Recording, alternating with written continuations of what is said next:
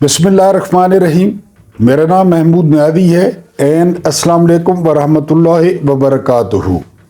मेरे नाजरीन ने अक्सर नाम सुना होगा नीरो का या नेहरू का कि जी रोम जल रहा था और नीरो बांसुरी बजा रहा था। ये रोम का 5वां शहनशाह था इब्तदाई दिनों में, और जब तक इसकी माँ जिंदा थी तो इसका जो दौर हुकूमत था वो बड़ा ज़बरदस्त था। लेकिन फिर जिस तरह बादशाहों की आदत होती है, इसने अपनी माँ को जहर दे दिया, और ये भी किताबों में लिखा हुआ है कि इसके अपनी माँ के साथ जो है वो जिनसी ताल्लुकात भी थे। ये किताबों में लिखा हुआ है। बहरहाल उसको जहर दे दिया, फिर इसने शादी कर ली। हम उस चक्कर में नहीं जाते कि जी इसने जो है, एक वक्त ऐसा आया कि इसने एक खूबसूरत लड़के को जो है वो अपनी बीवी बना लिया, एक लड़के को, और उसको अपनी मलका का दर्जा दे दिया। बहरहाल हुआ यूं कि ये एक बहुत बड़ा और खूबसूरत महल बनाना चाहता था। रूम में सेनेट मौजूद था, तो सेनेट ने उसकी इजाज़त न दी कि जी इतने ज़्यादा जो है वो इखराजात आएंगे इस पे। इसने क्या किया, ज़्यादा किताबों में लिखा हुआ है कि जो रोम में आग लगी थी, रोम के 14 ज़िलों में, वो एक सर्कस से शुरू हुई थी और 14 ज़िलों को उसने अपनी लपेट में ले लिया था। उन 14 ज़िलों में से 4 ज़िलों का नामो निशान मिट गया और 10 ज़िलों को बहुत ज़्यादा नुकसान पहुंचा। हैरान कुन बात आपको ये बतानी थी कि उस आग के बारे में मशहूर है या मुर्रिख मुत्तफिक हैं कि अपना महल बनाने के चक्कर में रूम में आग उसने खुद लगवाई थी, और जब पूरा रूम वो आग की लपेट में आ गया तो ये अपने खानदान को लेकर एक पहाड़ पर फरार हो गया, और वहां पहाड़ से ये जलते रूम का नज़ारा भी करता रहा और सारंगी भी बजाता रहा।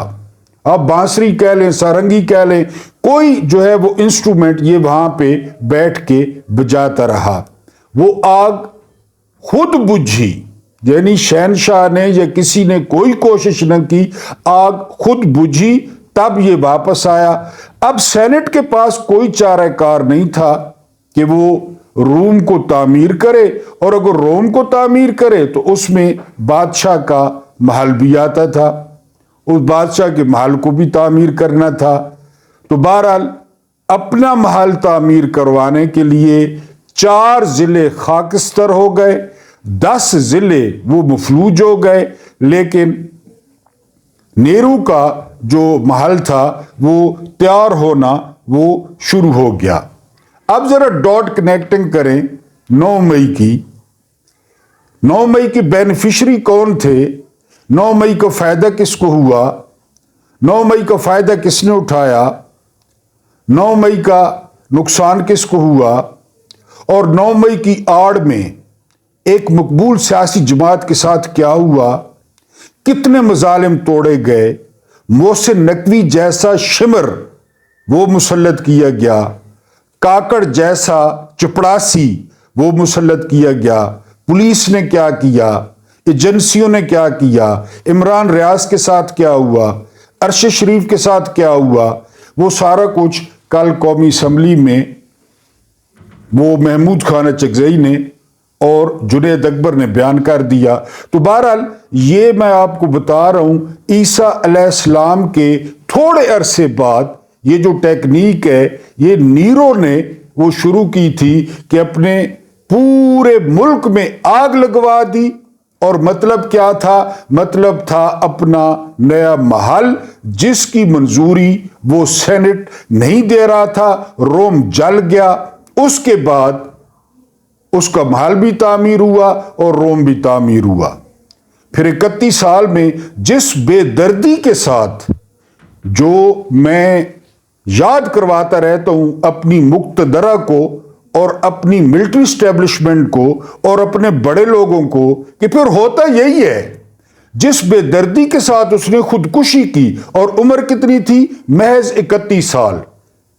जब वो जिंदा रहा तो अपनी जिंदगी में एक खूबसूरत लौंडे को मलका का दर्जा दे दिया, वहां तक ताकत थी। और जब खुदकुशी की महज 31 साल की उम्र में, तो वो आपने पढ़ लेनी है कि उसने कैसे खुदकुशी की। तो ये बड़ा पुराना तरीकाकार है। 9 मई का स्क्रिप्ट, 9 मई का ड्रामा, और उसके बाद क्या हुआ? लोगों ने अपनी अथॉरिटी मनवानी थी, लोगों ने अपने आप को बड़ा साबित करना था, लोगों ने यह साबित करना था कि हम हुक्मरान हैं, लोगों ने यह साबित करना था कि पाकिस्तान पे हमारा हुक्म चलता है, लोगों ने यह साबित करना था कि पाकिस्तान किसी के बाप की जागीर है, अकॉर्डिंग टू महमूद खान अचकजई। और उसकी आड़ में इलेक्शन कमीशन डुबो दिया गया, सुप्रीम कोर्ट कादी फायज ईसा की सूरत में डुबो दी गई, बल्ला ले लिया गया, पार्टी तोड़ दी गई, प्रेस कॉन्फ्रेंसेस कराई गई। लेकिन 8 फरवरी को जो लोगों ने और अवाम ने, सलाम है लोगों को पंजाब, खैबर पख्तूनख्वा, बलोचिस्तान, सिंध, जो इनके मुंह पे थूका, इनके बयानियों को दफन किया, इनके बयानियों को मुस्तरद किया और इमरान खान पे इत्माद का इजहार कर दिया। तो आपने डॉट कनेक्टिंग कर लेनी है कि एक महल की तामीर के लिए वो रोम पूरा जलाया जा सकता है, खाकस्तर किया जा सकता है। अब इसकी अगली एपिसोड, रोम को तामीर करने के लिए इतने भारी टैक्सेस लगाए गए, इतने भारी टैक्सेस लगाए गए कि आप किताबों में पढ़ लें, चाहे कोई गरीब था चाहे कोई अमीर था, यानी रोमियों के कंधों पर इतने टैक्स लाद दिए गए कि वो सीधे होकर चल नहीं सकते थे कि जी महल तामीर करना है, रोम तामीर करना है। IMF, वर्ल्ड बैंक, बिजली की कीमतें, पेट्रोल की कीमतें और डीजल की कीमतें आपके सामने हैं। फिर क्या हुआ? जो अहम बात आपने समझनी है और इस पैगाम को शेयर करना है, नीरो ने रोम के डाकुओं की सरपरस्ती शुरू कर दी। जिसको लूटना है लूटें, जहां डाका मारना है मारें, लेकिन मेरा हिस्सा मुझे वक्त पर पहुंचाएं, क्योंकि महल तामीर करना है और रोम को तामीर करना है। अब डॉट कनेक्टिंग करें। दुनिया का पहला शहंशाह, दुनिया का पहला हुक्मरान जो डाकुओं का सरपरस्त था और डाकुओं को खुली छूट थी। अब देखें पुलिस को क्या खुली छूट दी गई। इन डाकुओं को PDM की शक्ल में, या अब फिर PDM 2, ये डाकू नहीं है, कौन है? डाकुओं को इजाजत, नीरो ने डाकुओं को इजाजत दी कि मेरा हिस्सा मुझे पहुंच जाए, मेरी मुमलिकत में, मेरी सल्तनत में, जिसको लूटना है लूटें। फिर वही सदर जो है वो जरदारी बन रहा है, वो चेरी ब्लॉसम, वो वजीर आजम बन रहा है, और इमरान के बुग़्ज़ में, इमरान की दुश्मनी में बिल्कुल नेहरू को ज़हन में लाएं, इन्होंने डाकुओं की सरपरस्ती शुरू कर दी है कि जिनको लूटो, जितना लूटो, जितनी महंगाई करनी है करो, जितने टैक्सेस लगाने हैं लगाओ, लेकिन नेहरू की तरह हमें हमारा हिस्सा पहुंच जाना चाहिए। अब एक और डाकू जिसको हिस्सा नहीं मिल रहा, उसने एक हाथ में तलवार पकड़ रखी है और एक हाथ में कशकोल, वो है मौलवी फजल रहमान। वो कहता है जब वक्त था तो मुझे आगे कर दिया गया, मैंने घुटने छुए बाजवा के, मैंने घुटने छुए आस्तीन के सांप फैज हमीद के, और अब हिस्सा जो है वो नवाज शरीफ को मिल गया है, पीपल्स पार्टी को मिल गया है और एम को मिल गया है, मुझे क्यों नहीं मिला? अब वो सुबह धमकी देता है, शाम को मुलाकात करता है। लेकिन आप फिक्र ना करें, इसको KPK की गवर्नरशिप मिल जाएगी, बलोचिस्तान में भी कुछ हिस्सा मिल जाएगा। तो वो एक हाथ में तलवार, ये PTI के लोग बड़े खुश हो रहे थे कि उसमें हक आ गया है, या उसमें किसी हक परस्त की रूह आ गई है। नहीं, वो अपनी कीमत लगवा रहा है। वो कह रहा है कि जिस तरह उन डाकुओं की सरपरस्ती कर रहे हो, उनकी सरपरस्ती की है, उसी तरह मेरी सरपरस्ती क्यों नहीं की? मेरा पूरा खानदान क्यों हार गया है?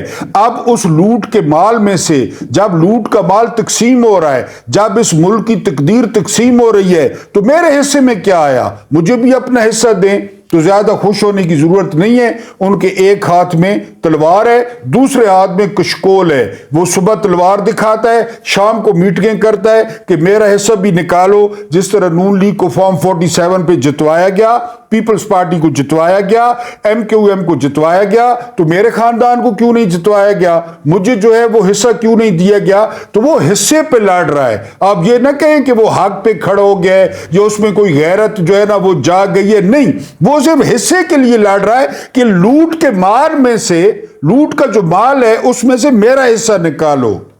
और पीटीआई ने मास्टर स्ट्रोक खेला है और बड़ा वाज़े पैगाम भेजा है। उन्होंने अपना सदारती उम्मीदवार महमूद खान अचकजई को जो है वो नामजद कर दिया है। हालांकि महमूद खान अचकजई भी रिजीम चेंज ऑपरेशन के एक बड़े मुतहरिक किरदार थे, लेकिन फिर उन्होंने रुजू कर लिया। उनको समझ आ गई कि ये क्यों हुआ, किस तरह हुआ, किसने किया, किसके मफादात थे, इसके पीछे मिलिट्री स्टैब्लिशमेंट थी। बहरहाल जब उनको समझ आई तो उन्होंने कल कौमी असम्बली में अपने दिल की भड़ास निकाली। उन्होंने कहा कि ये मुल्क किसी के बाप की जागीर नहीं है, हम एजेंसियों के मुखालिफ नहीं हैं, हम फौज के मुखालिफ नहीं हैं। हाँ, हम ये चाहते हैं कि एजेंसियां और फौज वो सियासत से दूर रहें, वो सियासत में अपना किरदार अदा न करें और वो अपना काम करें। और उन्होंने ये भी मुतालबा किया कि इससे पहले भी जिन जर्नैलों ने सियासतदानों से मुलाकातें की, जिन्होंने हुकूमतें उल्टी,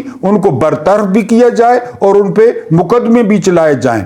उस महमूद खान अचकजई को पीटीआई ने सदारती उम्मीदवार नामजद करके वाज़े पैगाम दे दिया है कि अब हम पॉइंट ऑफ नो रिटर्न पे हैं। अब सियासत में वो मुदाखलत नहीं होगी, सियासतदान अपना काम करेंगे और मिलिट्री स्टैब्लिशमेंट अपना काम करेगी। लेकिन महमूद खान अचकजई की नामजदगी वो हुक्मरान जो खानदान है, जो हुक्मरान इत्तेहाद है, उसके लिए बहुत मसाइल पैदा कर सकता है। अगर बलोची गैरत करें, जो बलोचिस्तान की असम्बली है, अगर सेनेट में बलोची गैरत करें, पैसे न लें, इसी तरह कौमी असम्बली हो गई, इसी तरह KPK असम्बली सारी इनके साथ है, तो महमूद खान अचकजई एक बेहतरीन चॉइस है। और वो उस मिस्टर 10% को, उस ओमनी ग्रुप वाले को, उस फालूदे वाले को, उस लुटेरे को, उस भुट्टो खानदान का खात्मा करने वाले को न सिर्फ टफ टाइम दे सकता है बल्कि उसको हरा भी सकता है। लेकिन सोचने का मकाम उन लोगों के लिए है कि उनका सुप्रीम कमांडर वो मिस्टर 10% होगा, उसको सलूट लगेंगे, उसको गॉड ऑफ ऑनर पेश किया जाएगा। ये अब उनके लिए सोचने का मकाम है कि एक बुजुर्ग सियासतदान को वो सलूट करेंगे या एक 10% को, एक चलती फिरती जो करप्शन की मशीन है उसको वो करेंगे, जिसने सिंध में एक सिस्टम बनाया हुआ है, SHO से लेकर IG तक उसके लिए भत्ता इकट्ठे करते हैं, उसके लिए माल इकट्ठा करते हैं और माल बिलावल हाउस में पहुंचाते हैं। ये आइंदा दिनों में वो खतरा है कि पाकिस्तान की अफवाज का वो सुप्रीम कमांडर बन जाएगा। लेकिन पीटीआई ने वो मास्टर स्ट्रोक खेला है और महमूद खान अचकजई को सदारती उम्मीदवार नामजद करके बहुत ज्यादा उन्होंने बेहतरीन सियासी चाल चली है। बहरहाल तमाम सूरत हाल को सामने रखें,